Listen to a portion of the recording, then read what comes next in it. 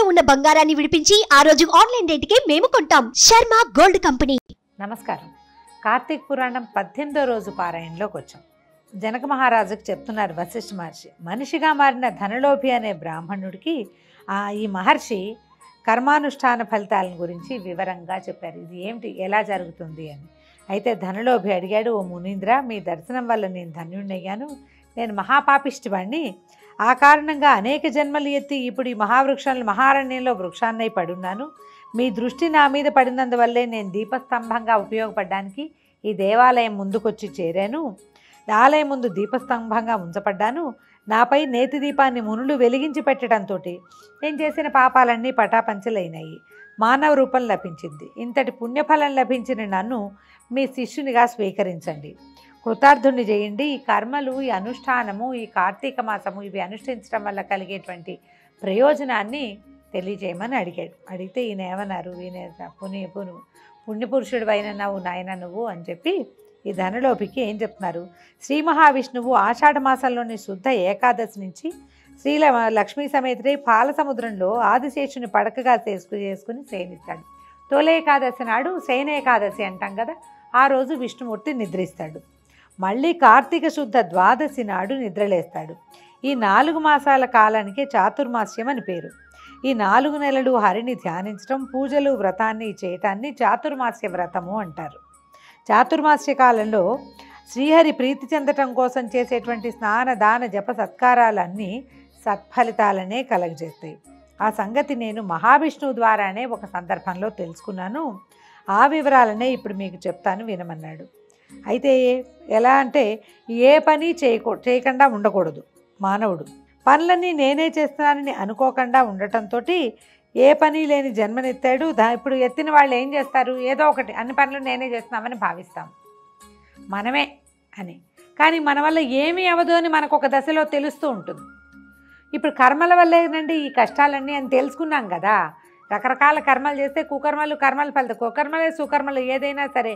ఎవరైనా దారిపోయే వాళ్ళు అడ్రస్ అడిగారు, చెప్పాము, అది వాళ్ళు మనకు బాకీ.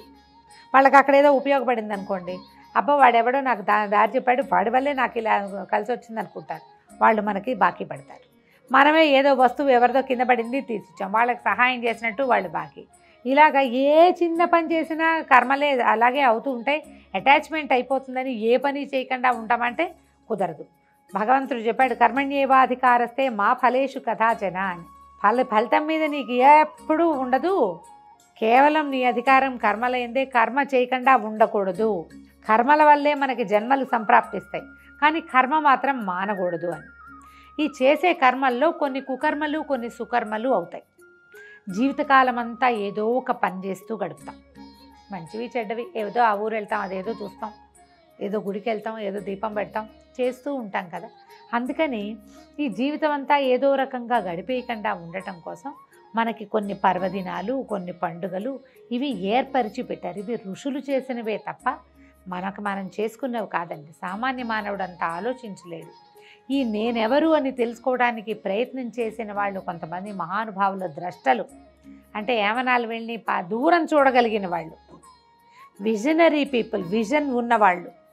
భవిష్యత్తు ఏమిటి, రేపు కాలానికి ఇలా ఏదో ఒకటి దొరికింది తిని, ఏదో ఒకటి లాక్కుని వేటాడైనా తిని బతికేటువంటి సాధారణ మానవుడు సరి అయిన వాడుగా మారాలంటే ఏం చేయాలి అనేది ఆలోచించి, అలాగే ఆదిమానవ కాలం నుంచి ఆలోచించి అందులో ఒక చిన్న గుంపు ఆలోచించే గుంపు, విజనరీ పీపుల్ గుంపు, ఋషులు, మహర్షులు, అందులో రాజర్షులు, బ్రహ్మర్షులు అయిన వాళ్ళు. వీళ్ళంతా ఆలోచించి మనకి ఇలాంటివి ఏర్పరిచారు. ప్రతి నెలలోనూ కొన్ని పర్వదినాలు, ఈ రోజుల్లో కొన్ని చేయవలసినవి, కొన్ని చేయకూడనివి, కొన్ని అస్సలు చేయకూడనివి, కొన్ని తప్పకుండా చేయవలసినవి, ఇలా ఏర్పరిచి పెట్టి ఈ ప్రకారంగా జీవించండి. దీని ప్రకారం జీవిస్తే మీకు కొన్ని తెలియక జరిగిన కర్మలు లేదా జీవితం తాలూకు రకరకాల అనుభవాల దృష్ట్యా, లేకపోతే జీవితం నుంచి వచ్చేటువంటి రకరకాల ఆకర్షణల దృష్ట్యా నువ్వు ఏం చేసినా సరే, ఈ సరైన రోజున నువ్వు సరైన పని చేస్తే నీకు సరైన దారి లభిస్తుంది అని వాళ్ళు ఆలోచించి ఏర్పరిచారు. అట్లా ఏర్పరచబడినవే తిథులలో కొన్ని ప్రత్యేకమైన తిథులు. ఈ రోజున ప్రతి నెల అసలు ఏ పండగలు లేని మాసాలకు 1-2 ఉన్నాయి కదా మనకి. అప్పుడు కూడా 2 ఏకాదశులు ఉన్నాయి చూడండి. అప్పుడు కూడా పౌర్ణమి ఉంది, అప్పుడు కూడా మాస శివరాత్రి ఉంది, ఆ నెలలో కూడా. శూన్యమాసం అంటారు. శూన్యమైతే ఏకాదశి లేదు, ఉంది. ఆదివారం నాడు ఆహారం ఏవో కొన్ని తినకూడదు నియమం. ఏకాదశి నాడు అన్నం తినకూడదు నియమం. ఈరోజు ఈ ఫలానా రోజున ఈ పూజ చేసుకోండి, ఈ పని చేయండి, ఈ దానం చేయండి అని మనకి ఏర్పరిచి పెట్టారు. అలా ఏర్పరిచి పెట్టబడినటువంటి వాటిలోనే చాతుర్మాస్యం ఒకటి. అందులోనూ అమోఘంగా ఏర్పరచబడింది కార్తీక మాసం ఇంకొకటి. ఈ ప్రత్యేకంగా చెప్పబడే కార్తీక మాసంలో చాతుర్మాస్య విధి మనమేమీ పాటించలేకపోతాం అనుకుందాం. ఈ 4 నెలలు ఉపాసనా కాలం, ఈ 4 నెలలు ఉపాసన పెంచుకో, తర్వాత కాలం నీకు బాగుంటుంది అని చెప్పారు. చేయగలుగుతాము, లేకపోతాము. అందుకని ఏం చేశారు, చాతుర్మాసంలో చివరిదైన కార్తీక మాసాన్ని పూర్తి ఉపాసనా మాసంగా మార్చారు. ఇందులోని ప్రతిరోజు ప్రతి తిథి అన్నీ అమోఘమైనవే. ఈ రోజుల్లో ఏదో ఒకటి చెయ్యి అని చెప్పకుండా దీపం పెట్టు, స్నానం చేయి. మొదట ఈజీ కదా స్నానం చేయటం, సులువు. స్నానం చేసి సూర్యుడికి ఒక అర్ఘ్యం ఇవ్వు, ఇది కూడా ఈజీ. దీపం పెట్టు, ఒక్క దీపం ఎంతలోకి పెడతాము. దానం చెయ్యి, సహాయం చెయ్యి, ఉపవాసం ఉండు, అన్నం మానే ఒక పూట. ఇలా ఏదో ఒకటి చేసి నువ్వు చేసిన రకరకాల కర్మల నుంచి తప్పించుకునే అవకాశం మనకిచ్చారు. ఇందులో విధులు కొన్ని కఠినంగా కూడా ఉంటాయి. ఫలానా రకంగా స్నానం చేయాలి, స్నాన విధి ప్రత్యేకంగా చెప్తారు. అది చెప్తాను చూడండి, చాలా ఇంట్రెస్టింగ్గా ఉంటుంది. కార్తీక వ్రతం చేసేవాళ్ళు గంగా, విష్ణువు, శివుడు, సూర్యుడిని స్మరించి బొడ్డులోతు వరకు నీటిలోకి దిగి యథావిధిగా స్నానం చేయాలి. గృహస్థులు ఉసిరిక పప్పు, నువ్వుల చూర్ణంతోనూ, యతులు తులసి యొక్క మొదలి మన్నుతోనే స్నానం చేయాలి. విధియ, సప్తమి, దశమి, త్రయోదశి, అమావాస్య ఈ 6 తిథుల్లోనూ నువ్వులతోనూ ఉసిరిపళ్ళతోనూ స్నానం చేయకూడదు. ఇవన్నీ ఎలా గుర్తుపెట్టుకుంటామండి? ఇంత జ్ఞాపకం ఉండదు. సరే, అక్కడి నుంచి ఏం చెప్పారు? ఈ 6 తిథుల్లోనూ పనికిరాదు. ఏమేమిటో మళ్ళీ చెప్తాను చూడండి. విధియ, సప్తమి, దశమి, త్రయోదశి, అమావాస్య.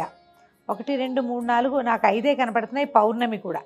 ఈ తిథుల్లో నువ్వులతోటి స్నానం, ఉసిరిపళ్ళతోటి పెట్టుకోకూడదు. తర్వాత ముందుగా శరీర శుద్ధికి స్నానం చేసి ఆ తర్వాతనే మంత్ర స్నానం చేయాలి. మామూలుగా స్నానం చేశాక ఆ తర్వాత మంత్రం చెప్పుకోవాలన్నమాట. చూడండి, ఒక మంత్రం చెప్తున్నారు, దానికి అర్థం చెప్తున్నారు. భక్తిగమ్యుడై ఎవడు దేవకార్యార్థం త్రిమూర్త్యాత్మకుడయ్యాడో సర్వపాపహరుడైన ఆ విష్ణువు నన్ను స్నానం చేత పవిత్రుణ్ణి చేయుగాక. విష్ణువాజ్ఞాపరులైనటువంటి ఇంద్రాది సమస్త దేవతలు నన్ను పవిత్రుణ్ణి చేయుగాక. రహోయజ్ఞ మంత్రబీజ సంయుతాలైన వేదాలు, వశిష్ఠ కశ్యపాది వనువరిష్ఠులు నన్ను పవిత్రుణ్ణి చేయుగాక. గంగాది సర్వనదులు, తీర్థాలు, జలధారలు, నదాలు, సప్త సాగరాలు, హ్రదాలు అంటే చెరువులు అన్నమాట, నన్ను పవిత్రుని చేయుగాక. ముల్లోకాలలోనూ కలిగినటువంటి అరుంధతి మొదలైనటువంటి పతివ్రతామతలు, యక్షసిద్ధ కిన్నర కింపురుష గరుడాదులు, ఓషధులు, పర్వతాలు నన్ను పవిత్రుని చేయుగాక.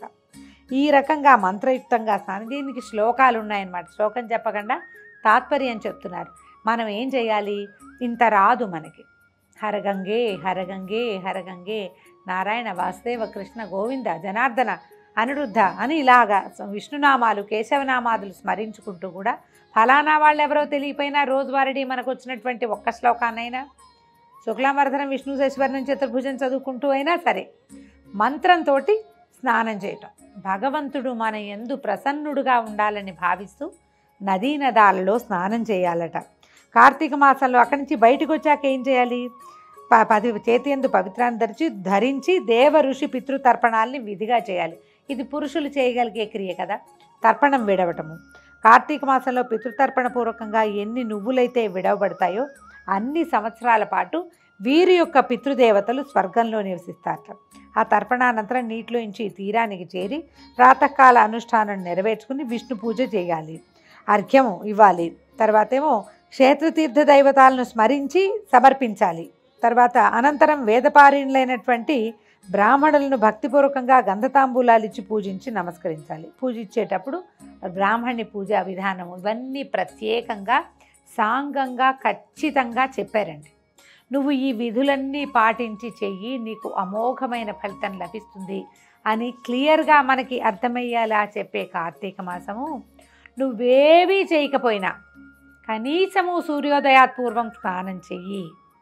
ఈ మంత్రాలన్నీ చదవకపోయినా ఒక్క మంత్రం, ఒక్క శ్లోకం, ఒక్క దైవనామాన్ని అనుకుంటూ స్నానం చేయి, అదైనా సరిపోతుంది. దీపం దానం చేయటానికి ప్రత్యేకంగా శ్లోకం మంత్రం చాలా ఉంది వ్యవహారం. అవేవీ చేయలేవు. ఒక్క దీపం వెలిగించి దేవుడు ఎదురుగుండా పెట్టు. చేయగలిగేవాడు ఇవన్నీ చేయాలి. చేయలేనివాడు కొన్నైనా చేయండి, కొంతైనా మంచి చేయి. కనీసం ఇంకో వాక్యం కూడా, చెడైనా చేయకుండా ఉండు. ఇవన్నీ చేసుకునేవాడు ఎవడో ఉంటాడే, వాడినేం అనద్దు, నువ్వు చేసుకొని నాకు ఇవన్నీ రావండి అని చెప్పు, సరిపోతుంది. వాడిని విమర్శించకూడదు. అప్పుడు మనకి ఏమవుతుంది, ఈ కర్మల నుంచి కొంచెం మనం తప్పుకోగలుగుతాం. ఆ తప్పుకున్నవాడు దైవ మార్గాన్ని అనుసరించగలుగుతాడు. ఈ అనుసరణ అంటే దైవం ఎక్కడో ఉన్నాడండి, ఎక్కడున్నాడు మనకు తెలియదు. సరి అయిన మార్గం ఏదో అప్పుడప్పుడు మనకి దృగ్గోచరం, కంటికి కనపడదు, బుద్ధికి కనిపిస్తూ ఉంటుంది, ఇదేదో సరైంది అని.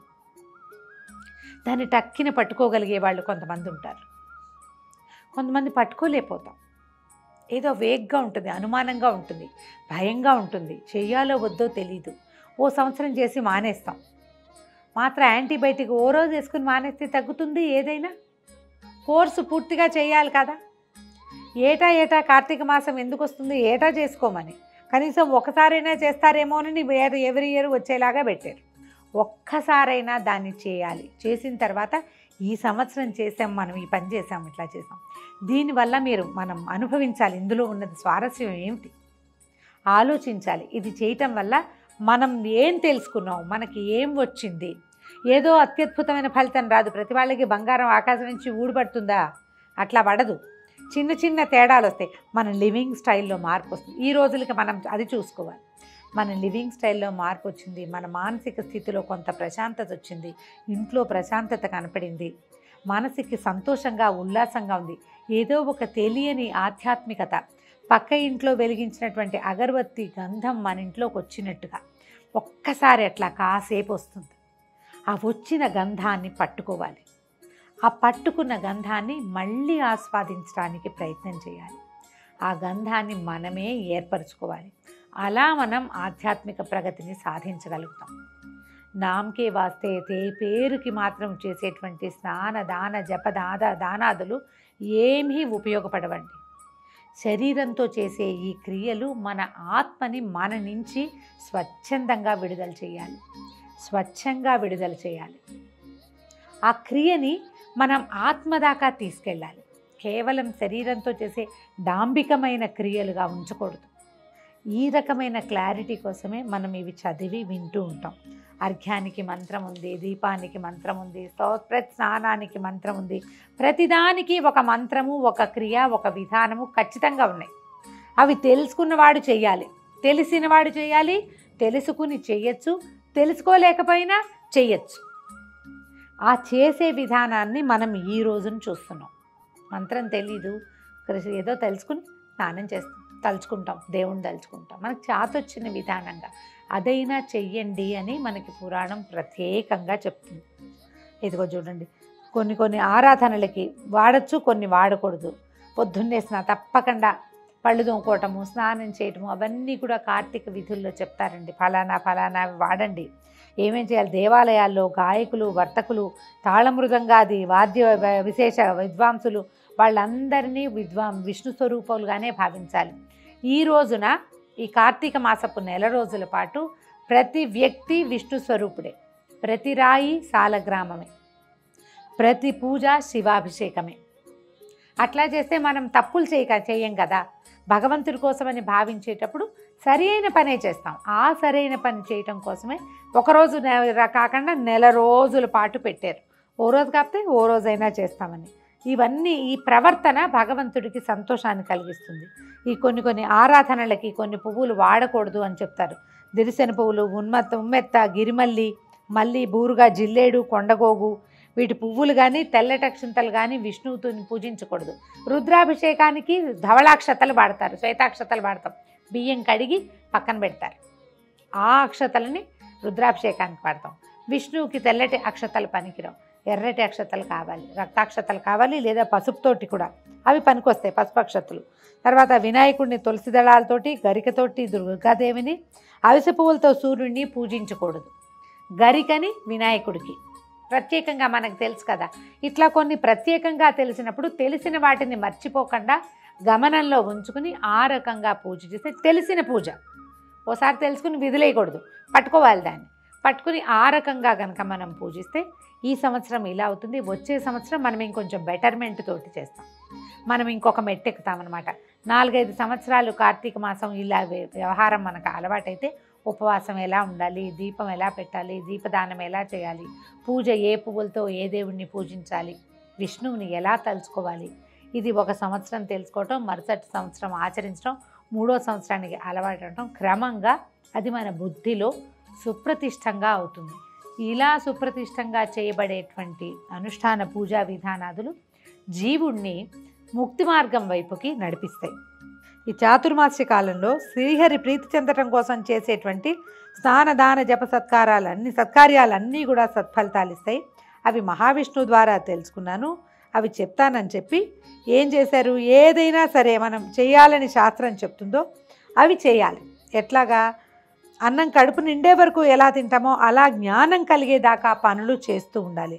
అక్కడ ఉన్న వాళ్ళందరికీ ఇప్పుడు ఈ ఉద్భూత పురుషుడు ఎవరైతే ఈ నీటి చెక్క విరిగి మాను విరిగి మనిషి బయటకు వచ్చాడో అతనే కాకుండా అక్కడ చేరి ఉన్నటువంటి ఎంతోమంది మునులు, ఋషులు, మునికుమారులు అందరూ వింటుండగా చాతుర్మాస్య వ్రతాన్ని ఎలా చేయాలని విష్ణువు ప్రబోధించాడో ఆ విషయాన్ని అక్కడున్న మాతంగముని వీళ్ళందరికీ వివరంగా చెప్పటం మొదలుపెట్టారు. ఇప్పటిదాకా వీళ్ళు పురాణ కథనం విన్నారు కదా, కార్తీక పురాణాన్ని వింటున్నారు. కార్తీక పురాణాంతర్గతంగానే ఆయన చాతుర్మాస్య వ్రతం ఎట్లా చేయాలి అనేది ఇప్పుడు ఈ సంవత్సరం తెలుసుకుంటే మనం వచ్చే సంవత్సరం చాతుర్మాస్యానికి మనకు ఉపయోగపడుతుంది.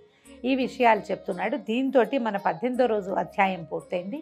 రేపు ఉదయం 19వ రోజు అధ్యాయంలో చాతుర్మాస్య వ్రత విధానం ఎలా చేయాలో తెలుసుకుందాం. అంతవరకు సెలవు, నమస్కారం.